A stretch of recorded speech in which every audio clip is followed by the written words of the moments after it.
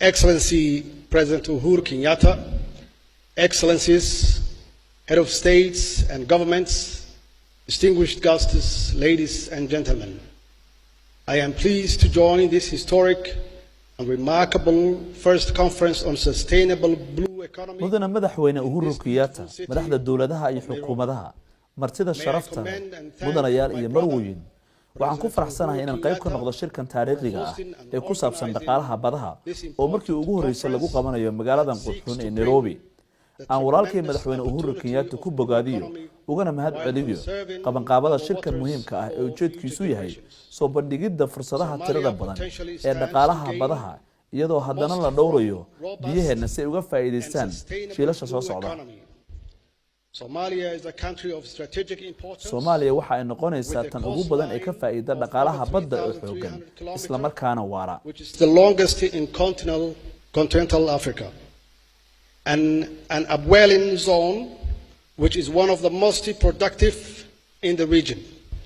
offers endless potential for ocean-based industries. Soomaaliya waa wadan leh muhiimad istiraatijiyadeed waxaana leedahay xeebta dhirkeedu yahay in ka badan 3,300 oo kiiloomitir oo tan ugu dheer qaaradda Afrika kana mid ah kuwa ugu wax soo saarka badan gobolka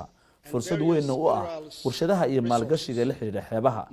waxaanu leenahay kayd kheyraad oo aan la taaban sida kalluunka saliidda gaaska badda macdanta iyo kheyraadka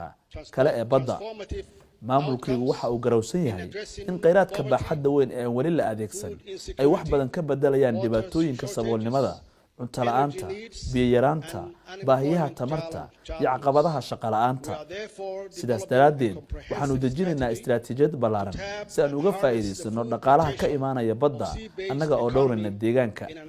wasaaraddeena dekedaha iyo gaadiidka badda ayaa ku howlan sidii u abuuri lahayd iskaashiyo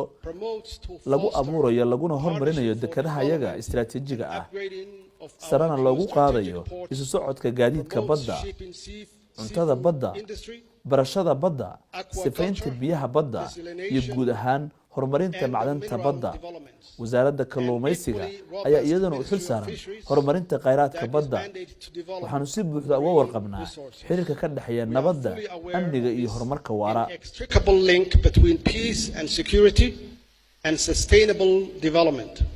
The long period of conflict has no doubt negatively impacted the growth and development of ocean resources in Somalia. muddadii dheereed aan khilaafka ku jirnay ayaa shakilaan ah in si taban u saameeyo kobaca iyo horumarinta kheyraadka badda ee Soomaaliya mudanayaal iyo marweyn mar hadii aanu ka hadlayno abuuridda dhaqaalaha badda oo waara iyo baahida loo qabo maalgashi iyo warshado waxa laga maarmaan ah inaanu marka koobaad ka hadalno dhaqdhaqaaqyada aan sharciga ahayn ee ka socda xeebaheena illegal activities along our coastline and unsanctioned exploitation of our marine resources by foreign fishing fleets illegal charcoal trade to foreign markets caqabadaha deegaanka saameynta ugu badan ku leh xeebta Soomaaliyeed waxa kamid ah maraakiibta shisheeye ee aan si sharci ahayn uga kalluumaysta ka ganacsiga dhuxusha aan sharciga ahayn iyo in qashin sun ah lagu soo daadiyo waxaan rajeynayaa in qodobada ka soo baxay shirkan uu qayb ka ahaado in la iska kaashado xakamaynta dhammaan howlaha aan sharciga ahayn ee ka socda xeebaha maamulkaygu waxa uu sii wadi doonaa inuu abuuro iskaashiyo caalami ah si loo xalliyo arrimahan waxaan aaminsanahay in haddii la helo daahfurnaan iyo iskaashi sarreeya lagana faa'iideysto horumarka dhanka tiknoolajiyada iyo awoodda satellite-ka